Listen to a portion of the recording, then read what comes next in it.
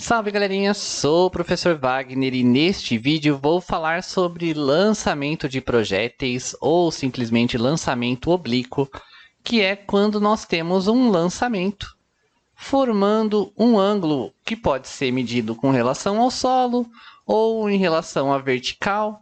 É um ângulo que não vai ser igual a zero nem igual a 90 graus, porque senão seria um lançamento horizontal ou simplesmente um lançamento vertical. E, na verdade, este movimento ele é a soma de um movimento horizontal e um movimento vertical. Galerinha, com um pouquinho de trigonometria, a gente enxerga a partir de soma de vetores ou a partir das relações de seno e cosseno que eu posso decompor a velocidade de lançamento em uma parcela vertical e uma parcela horizontal. E eu já vou dizer por que eu coloquei V0y. Porque na vertical nós temos a ação da aceleração da gravidade.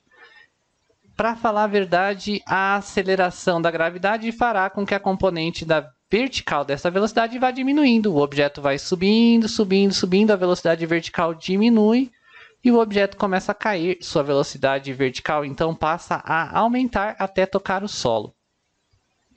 Eu posso simplesmente escrever V0y como V0 vezes seno θ.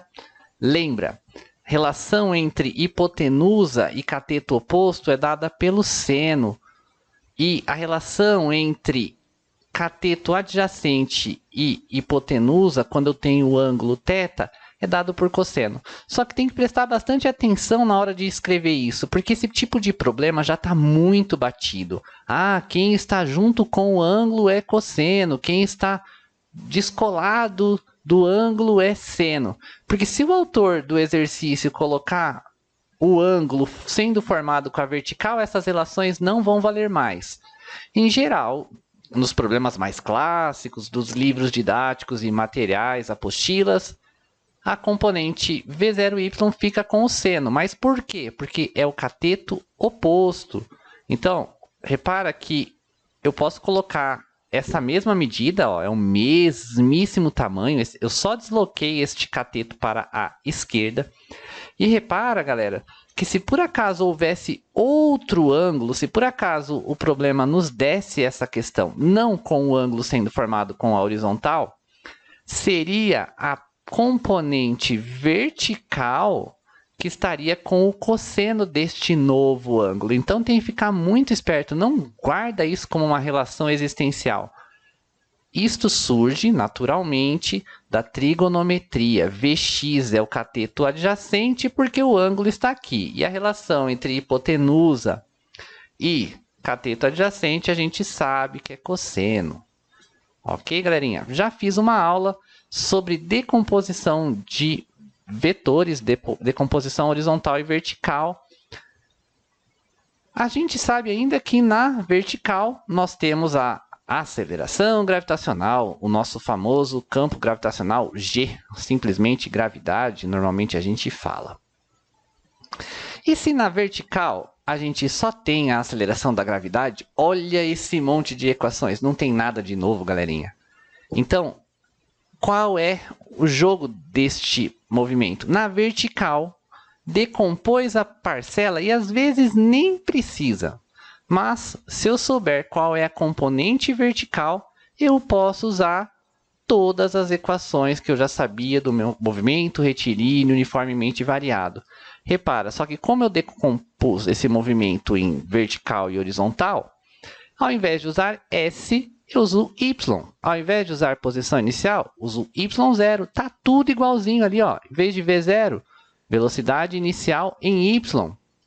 Como a velocidade inicial é positiva, eu estou considerando um sistema de referência no qual os marcos verticais para cima são crescentes, a aceleração da gravidade aponta para baixo, a aceleração gravitacional negativa. Então, tá aqui, são as equações do movimento retilíneo uniformemente variado e acabou a história. Já na horizontal, povo, não tem nenhuma força de resistência quando eu considero nula a ação da resistência do ar.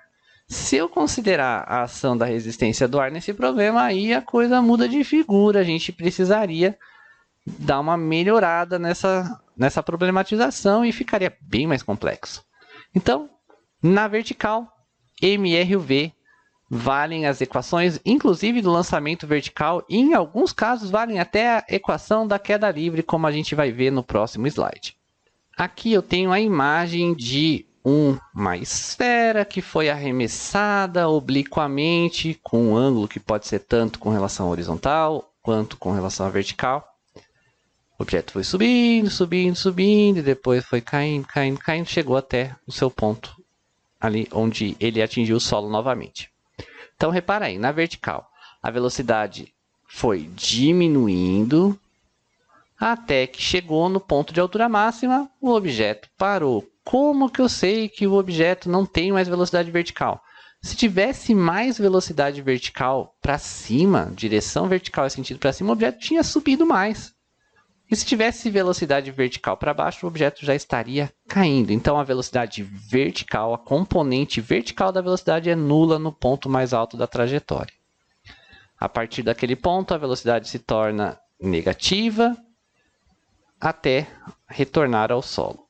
Se o objeto partir do solo, estas duas velocidades, quando saiu do solo e quando retornou ao solo, são iguais em módulo. Uma é positiva e a outra é negativa. Tem sentidos diferentes. Mas, na horizontal, o objeto tem sempre a mesma velocidade. Então, estou representando aí meu vetor em laranja, a velocidade horizontal. Inclusive, no ponto mais alto da trajetória, a velocidade não é nula, a velocidade total, porque tem a parcela horizontal. Só não está mais subindo, mas o objeto continua se deslocando para frente. Desenhei todas as setinhas por uma questão de rapidez, mas repara ali. Pegando aquelas equações que eu já tinha escrito antes, Torricelli, V ao quadrado, V0 ao quadrado, toda aquela coisa, vou escrever inclusive aqui, ó, se eu pegasse Torricelli, que é V ao quadrado igual a V0 ao quadrado mais 2A delta S, e eu aplicasse esse movimento na vertical, então, ó, tá ali, ó, no ponto mais alto da trajetória, qual é a velocidade? 0. Qual é a velocidade inicial em y? Então, eu estou decompondo o movimento. V0y ao quadrado. Como a aceleração da gravidade está no sentido contrário, está ali, ó, 2g. E a altura eu estou considerando o deslocamento. Então, esta equação que eu estou escrevendo aqui, ela é muito boa para o caso em que o objeto saiu do solo.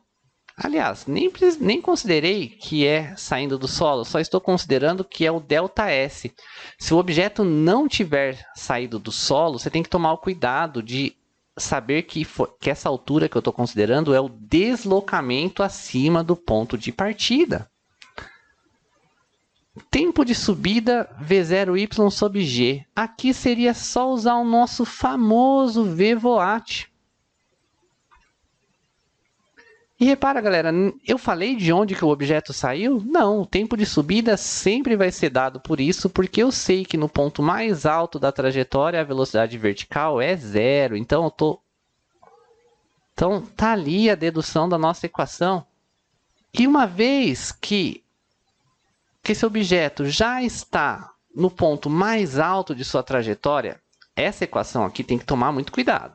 Se você usar essa equação aqui, h igual a gt ao quadrado, a gente está considerando y igual a y0 mais v0y menos at ao quadrado dividido por 2. Neste caso, eu estou considerando que o meu objeto saiu, aliás, que meu objeto vai tocar o solo na altura igual a 0. Então, aqui seria 0. No caso de o objeto partir do solo em região plana, o tempo de subida é igual ao tempo de descida. E daí eu posso usar essa relação. O tempo total é 2v0y sobre g. Tem que tomar muito cuidado com essa equação. Se o objeto for arremessado acima do nível do solo e tocar o solo, isso não vai ser verdade. Nós costumamos chamar o alcance pela letra A, mas é um movimento que na horizontal nós poderíamos inclusive chamar de x, né? Na horizontal a velocidade é constante, é o sorvete, né? Nossa famosa equação do sorvete, x igual a Vx vezes t, S igual a S0 mais V vezes t. Por que eu não estou colocando o meu S0? Eu estou considerando que a posição inicial em x seja zero. Então, tudo a gente tem que ter alguns detalhes. E repara, se eu quiser saber o alcance total, mas presta atenção, é se partir do solo em uma região plana. Tem que tomar muito cuidado. O tempo não era 2v0y sobre g? Está lá menininho, no lugar do tempo dessa equação. Essa equação vale para qualquer t e para qualquer x. Eu consigo descobrir qualquer posição se eu souber o tempo. Mas se eu quiser saber o alcance máximo em uma região plana, eu substituo o tempo total. Então, o tempo total vai me dar o alcance total. V0, lembra quem era V0y? Era V0 seno θ. E quem era Vx? V0 cosseno θ. Nessa decomposição em que o ângulo é formado entre o vetor de lançamento, a velocidade de lançamento e o solo. Muitos livros vão trazer essa fórmula aqui, que o alcance é V0 ao quadrado seno de 2θ. Então, aqui está faltando um V0. V0y é V0 seno θ. Essa é a equação para o alcance e esta é a equação para o tempo, mas isso só vale se partir do solo. Então, vamos aos exemplos para a gente ver que talvez a gente nem precise de todas aquelas equações. Um exercício do livro Tópicos de Física. Um corpo é lançado obliquamente com velocidade v0 de módulo 50 metros por segundo. Sob um ângulo de lançamento tal que o seno vale 0,6 e o cosseno vale 0,8. Então, calcule, considerando g igual a 10 metros por segundo ao quadrado e desprezando a influência do ar, a intensidade da velocidade v do corpo ao passar pelo vértice do arco de parábola. Neste ponto aqui, galerinha, tem VY? Não tem. Então, ele quer saber, na letra A, simplesmente qual é o valor da velocidade x. E como o ângulo está em relação ao solo, eu posso simplesmente fazer ali minha trigonometria, né? Tá ali, Eu quero descobrir quanto é o meu Vx, sabendo que a velocidade de lançamento V0 é 50 e tem um ângulo θ. Cateto adjacente e hipotenusa, a relação que os une é cosseno. Então, V0 vezes cosseno do ângulo θ. 50 vezes cosseno do ângulo θ, que foi dado. Vx é de 40 metros por segundo. Na letra B, o tempo de subida. Tempo de subida, a gente sabe que no ponto mais alto da trajetória, a velocidade y vale 0. E V0y é V0 vezes seno do ângulo θ. Por quê? Se o ângulo θ está aqui, e isso é o cateto oposto, a relação entre hipotenusa e cateto oposto é dada pelo seno. 50 vezes 0,6 30 metros por segundo. Usando V-volat, Vy igual a V0y, menos, porque a aceleração da gravidade está no sentido contrário ao da velocidade, né? No sentido crescente ali, menos G vezes T. Isso nos resulta que, sabendo que no ponto mais alto a velocidade é 0, que a velocidade inicial em y era 30, menos 10 vezes t, 10t igual a 30, o tempo de subida foi de 3 segundos. Repara, galerinha, nós usamos o quê? Decomposição do ângulo em componentes e V-volat. Vovô ama truco. C. A altura máxima. Vamos por Torricelli. V ao quadrado igual a V0y ao quadrado menos 2G delta S. É o vovó, mas dois amigos nas pirâmides. Só que daí aqui, como a aceleração é a aceleração gravitacional, no lugar dos amigos, eu coloquei aqui os garotos ou garotas, que é o meu G. Tá lá bonitinho. No ponto mais alto da trajetória, essa velocidade y vale 0.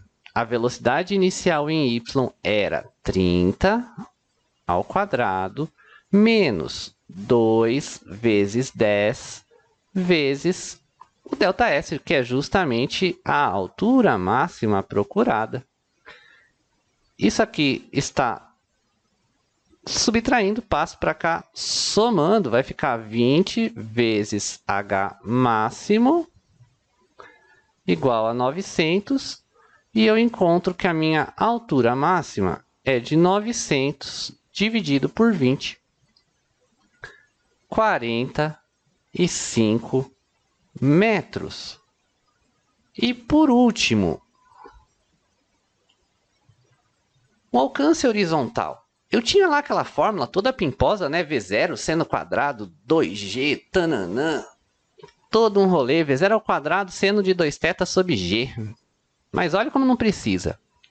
Se a bolinha demorou 3 segundos para chegar no ponto de altura máxima, e esses movimentos não são separados, ao mesmo tempo que ele atingiu essa altura máxima aqui, ele estava nessa coordenada x.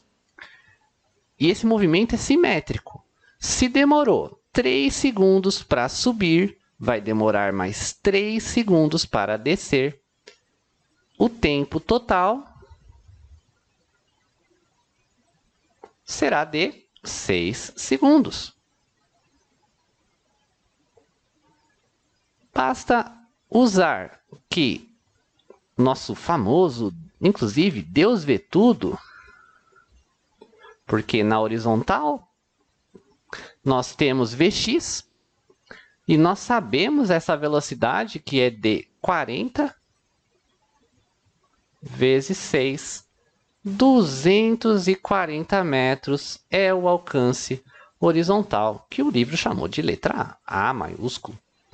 Então, precisa decorar todas essas fórmulas? Não, galera. Vocês têm que saber que no lançamento oblíquo, a componente vertical, ela é acelerada. Na verdade, é um movimento retardado ali pela ação da aceleração gravitacional. E na horizontal, se não houver resistência do ar, é um movimento uniforme. Se você gostou do vídeo, deixe seu like. Se você tem interesse por física, inscreva-se em nosso canal. Na sequência, vou deixar aqui indicado um vídeo com mais exercícios com lançamento oblíquo de projéteis. Valeu!